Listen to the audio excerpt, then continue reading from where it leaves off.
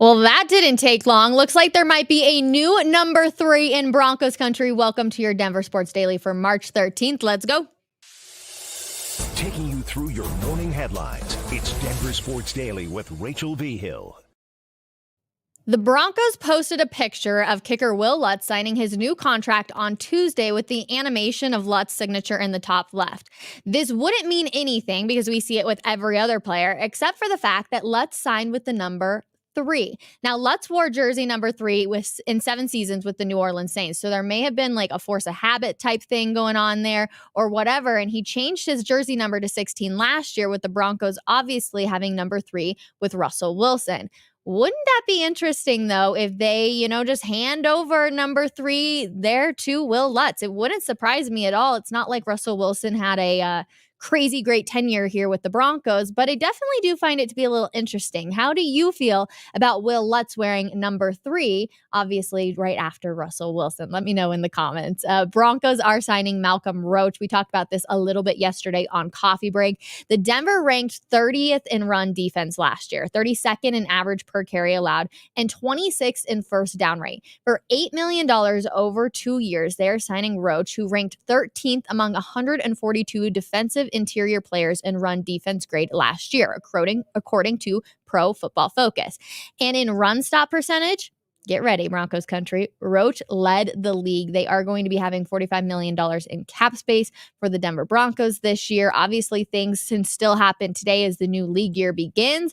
That is going to be happening here in Colorado at 2 p.m., 4 p.m. Eastern time. So good news. Obviously, they are getting a little bit of an increase. Andrew Mason will be joining me on Coffee Break at 12 p.m. So come hang out with us.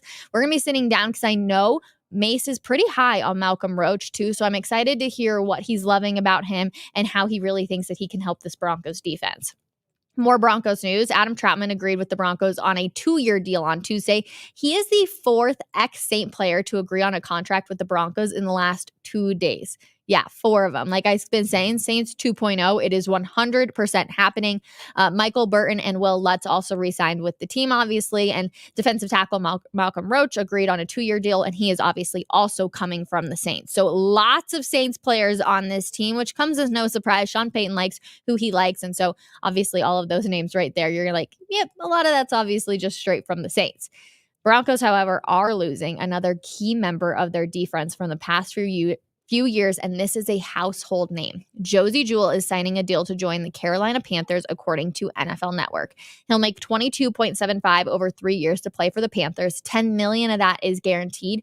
Plus, it's a reunion with former Broncos defensive coordinator Evero, who is in that role in Carolina right now. It is definitely going to be interesting not having Jewell. He was kind of a household name out here in Denver.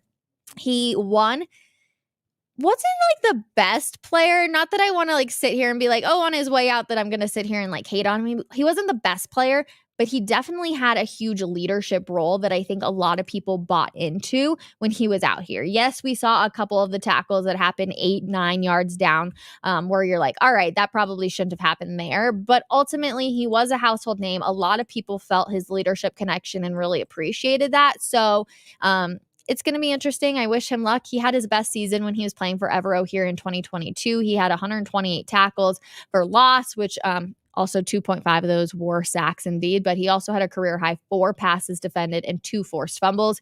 He played 2 more games in 2023 and recorded very similar stats, but it ends his 6-year stay here with the Broncos. So we wish him luck, but it will be interesting to kind of see how the Broncos now essentially figure out what their defense is going to look like Sean Payton does with his own guys here.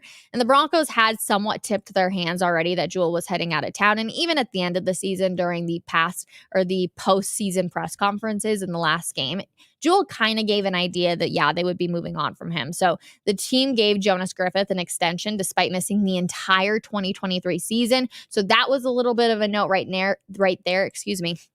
And then the former starter is likely to slide back into a bigger role with Alex Singleton. So that will have to be a big jump for Alex Singleton to move up there and say, all right, I'm going to have to be the leadership part of this now for this defense. So if you're a Drew Lock fan, he's finding himself a new team as well. The Lock will move to the New York Giants. He was one of those names where I was like, I wouldn't be that mad if he came back to the Broncos. And a lot of people were like, Rachel, no. We need to move on from anybody and anybody that has been a part of the 6 years of bad Broncos country time here. And I was like, I know. But it was just one of those names I was familiar with. I'm still waiting to see what the Broncos are going to do at quarterback. But he did agree to terms on a 1-year, $5 million deal, as reported by ESPN's Adam Schefter, and joining the Giants. He will enter into a quarterback room, which is anchored obviously by Daniel Jones. In 2 of the last 3 training camps, Locke has been in competition. In 2021, it was obviously with Teddy Bridgewater here with the Broncos. And then last year, it was in Seattle versus Geno Smith. So I'm like, oh, poor Drew Lock. Here he goes again. Gonna have to try and figure it out, or he's just gonna be a backup for the foreseeable future. But as the Broncos continue their search for the next quarterback, so are the Titans. They're looking for another backup quarterback option. And one very notable veteran is reportedly in possibility for the team in free agency. And this is, in fact, former Cleveland Browns signal caller Joe Flacco. He is, quote unquote, a legitimate candidate for Tennessee in free agency. There have been small rumors floating around for the Broncos that they could possibly bring back Flacco. Nobody has actually said that, not in Ian Rappaport or Adam Schefter or anything of that nature. But it's just one of those names that people know, a household name, and people are like, oh, maybe he could come back for the Broncos. And we've already been down that road. I can remember all of the Flacco stuff. So let's just move on there for good and say, no. Flacco's non-return to the Browns in 2024 was finalized on Tuesday when Cleveland agreed to terms with Jameis Winston, another name right there that a lot of people thought would possibly be coming over to the Broncos because, hey, another Saints player who could possibly come back with Sean Payton again. That's not happening. Jameis Winston going to the Browns, Joe Flacco possibly going to the Titans. Now, if you're a Peyton Manning fan, get ready for this because you're about to be hyped. NBC Universal has announced that Kelly Clarkson and Peyton Manning will join Mike Tirico to host the opening ceremony of the Paris Olympics this summer. I'm personally so freaking pumped for the Olympics this summer. I was a swimmer growing up, so it always gets me really excited. But the duo will bring a fresh perspective to the coverage of the event, which we know Peyton Manning, he's so fun, he's loose. You never know what's going to come out of his mouth. I'm really excited for this. There is live coverage of the ceremony beginning at 12 Eastern on July 26th on NBC and Peacock. Peyton goes on to say, I'm extremely honored to have a front row seat. Kelly and I are both fans of the athletes and the opening ceremony of years past. He told this to the Associated Press in an interview on March 12th. I think there will be a lot of emotions for these athletes. I look forward to finding out those stories between now and July and maybe sharing that with the audience. So good news, again, if you're a Peyton Manning fan, and you'll be on the lookout for that. A former Denver Broncos linebacker Shaq Barrett, also former CSU Ram, go Rams, is signing a 1-year deal worth up to $9 million to join the Dolphins. Barrett was cut by the Tampa Bay Bucks to save salary earlier this month. Now he will be moving to Miami to be working with former Broncos teammate Bradley Chubb, who was traded to Miami in 2022 at the deadline. It broke Broncos country's hearts when Bradley Chubb moved on, but this pick was also acquired in a deal for Sean Payton. So a little full circle moment right there. I think that this duo will be really good if Chubb can get healthy. It will be interesting to see kind of what happens down there in Miami. If you are a Colorado Avalanche fan, you are definitely happy because last night you were a little worried early on, but then the Stars took over. They were taking on the Calgary last night. Val Nichushkin, Casey Middlestat, Josh Manson, Mika Rantanen, and Nathan MacKinnon all got on the board. McKinnon's assist gave him 112 points this season, a new career high. It is the most points by an Avalanche player since Joe Sakic had 118 points in the 2000 and 2001 season. McKinnon extended his point streak to 13 games, which is the longest active run in the NHL. Rantanen had 2 goals last night. He became the 8th player in Avalanche/Nordiques history to reach 600 points. And then the Avalanche win their 4th straight game doing what they've done, where they've added a lot of key pieces now.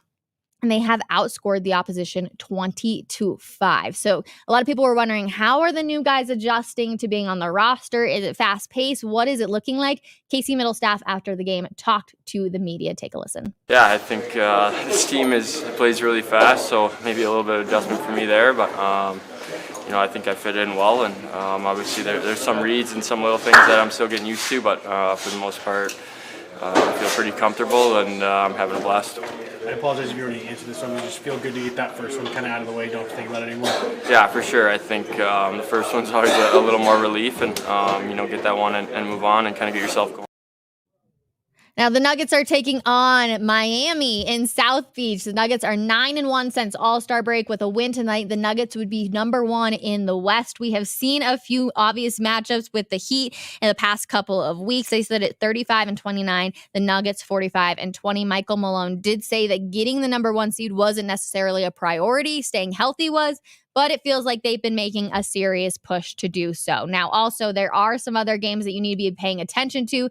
CU and CSU as the Mountain West and Pac-12 tournament get underway. CU is a number 3 seed and had a first-round bye in that Pac-12 tournament. They finished the regular season on a 6-game win streak and will be the 3 seed again with that first-round bye in the final Pac-12 tournament of their career. And they will face the winner of the Utah-ASU game. And now CSU is a number 7 seed in the Mountain West tournament, and they will play San Jose State. Both start on Wednesday and will crown their champion on March 16th, the day before Selection Sunday. So plenty of good stuff there. Always, we love March Madness, and we are so ready. And then our final story for you guys on this day, Deebo Samuels will have a new jersey number when the 2024 season kicks off. The All-Pro wide receiver posted on Instagram on Tuesday that he will wear number 1 beginning next year after 5 years as number 19. The name on the back of his jersey will also be updated to Samuel Sr., as he had a son that was born in December of 2021. So plenty of good stuff for this Wednesday. I always love reading your guys' comments too.